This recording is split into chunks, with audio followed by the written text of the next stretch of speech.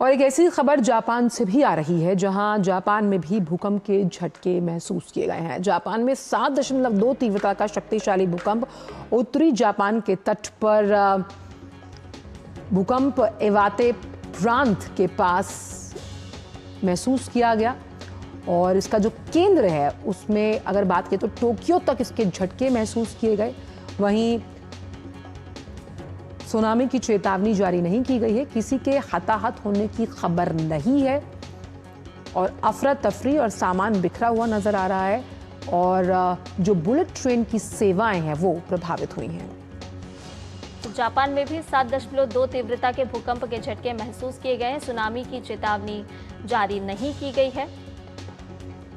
हालांकि दुकानों की बात करें, व्यावसायिक प्रतिष्ठानों की बात करें तो वहां पर अफरा तफरी का माहौल जरूर देखने को मिला है। किसी के हताहत होने की फिलहाल कोई खबर, कोई आंकड़ा जारी नहीं किया गया है, कोई खबर इस तरह की नहीं आई है। लेकिन जापान में भी 7.2 तीव्रता के भूकंप के झटके महसूस किए गए हैं। हालांकि कोई बड़े नुकसान की फिलहाल कोई सूचना प्राप्त नहीं हुई है।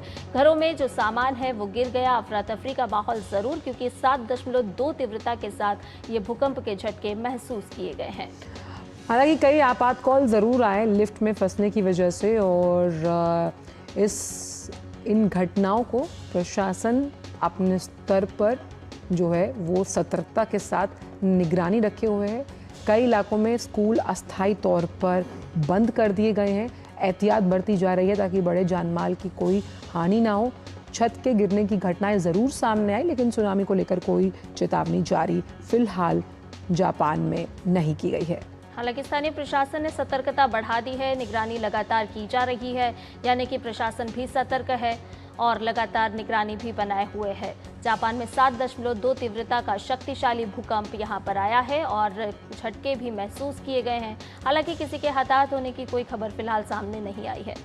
और जापान क्योंकि इस तरह का देश है जहां अमूमन भूकंप आते हैं और इसीलिए वहां पर जो घर हैं वो बहुत ही सुनियोजित तरीके से वेल प्लान्ड मेंटेन स्ट्रक्चर के साथ बनाए जाते हैं जो कि भूकंप रोधी यानी कि अर्थक्वेक रेजिस्टेंट होते हैं।